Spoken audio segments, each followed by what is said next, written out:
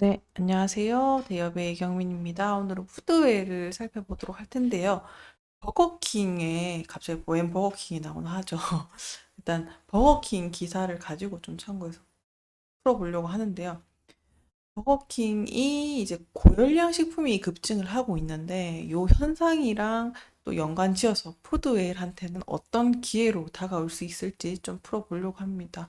그래서 여기서 기회를 볼 수 있는 요소들을 정리를 해보고 같이 살펴보도록 할게요.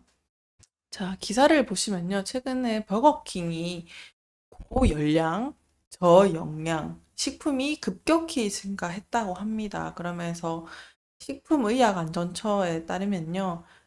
버거킹의 이제 고열량, 저영양 식품 수가 6개월 동안 12개에서 23개로 무려 2배나 증가를 한 건데요.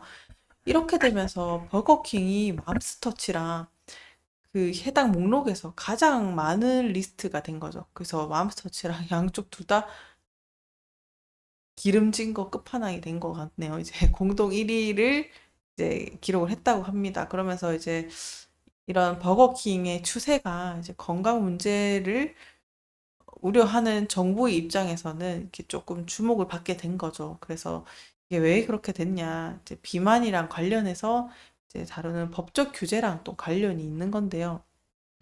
기사를 조금 한번 보시면요. 영양 성분표를 보면요.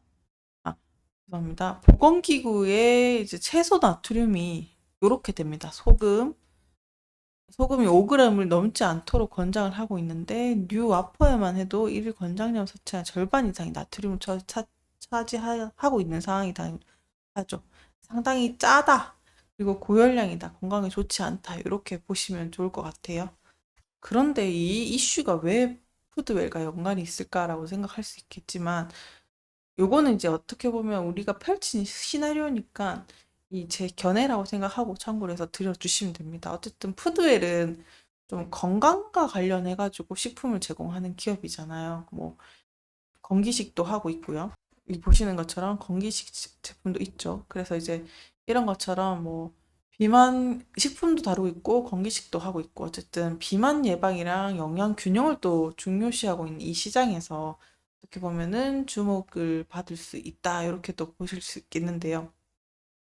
일단 이런 것들의 이슈랑 또 이런 것들은 또 살펴볼 만한 요소들이 시장 기회 측면에서 일단 우리나라에서는 고열량 저영양 식품에 대한 규제가 강화가 되고 있는 이런 상황에서 푸드웰 같은 이제 건강 지향적인 이런 식품군, 제품군을 하고 있는 회사에서는 또 경쟁력이 강화될 수 있는 요인이 될 수 있겠죠.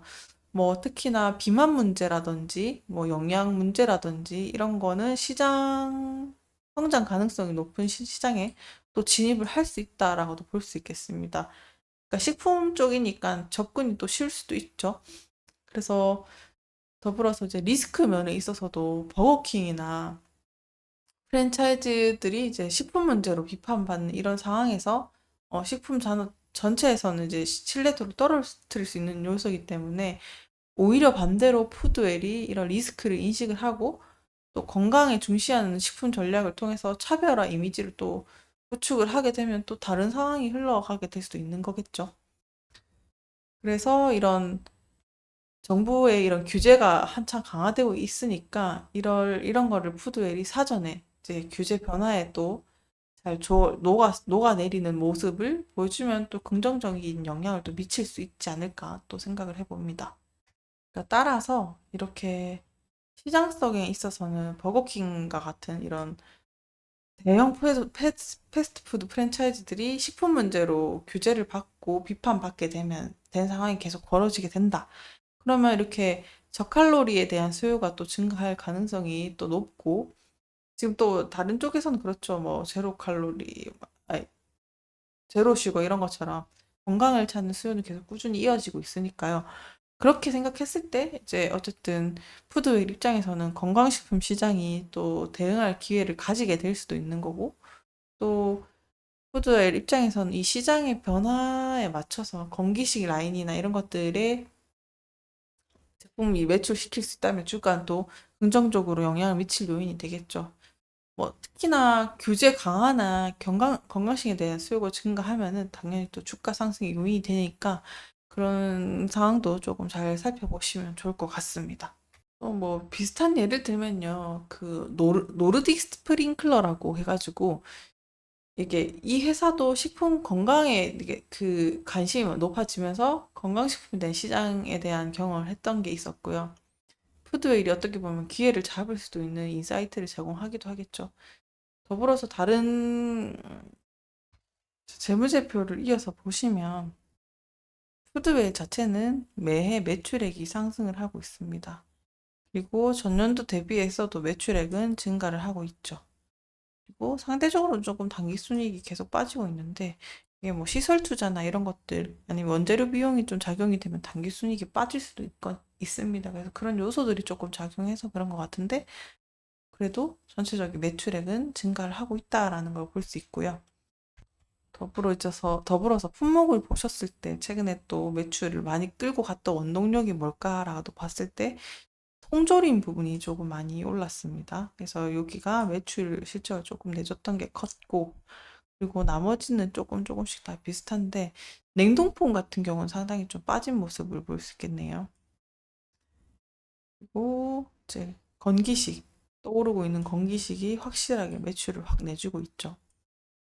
이 부분이 중요할 것 같아요. 나머지 간편식에서도 조금씩 성장을 이뤄졌습니다. 그러니까 전체적으로 봤을 때도 푸드웰의 제품군이 조금씩 계속 전체적으로 보셔도 평균적으로는 다 실적이 조금씩 오르고 있다, 움직이고 있다라고도 볼 수 있겠습니다. 더불어서 최근 차트를 또 보시게 되면 여기 5월 중순까지는 전체적으로 비슷한 모습을 그리다가 이것도 그 K푸드 동력 때문에 올라갔죠.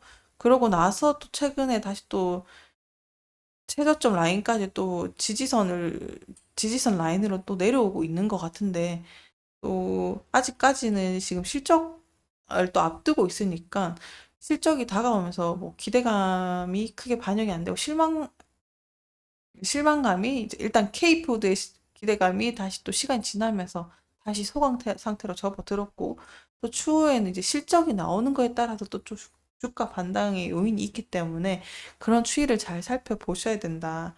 이렇게 말씀드릴 수 있을 것 같습니다.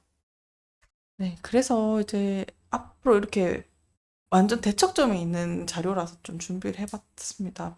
버거킹의 고열량 제품이 또 정부의 규제 정책으로 인해서 또 건기식 사업을 하고 있고 또 건강식 푸드를 지향하는 푸드웨어 입장에서는 또 새로운 기회의 모멘텀이 될 수 있는 요소이기 때문에 이런 가능성을 염두해보고 살펴보자는 의미에서 준비를 해봤고요. 또 추후에 푸드웰과 관련된 이슈가 있으면 정리해서 돌아오도록 하겠습니다. 오늘도 시청해주셔서 감사합니다.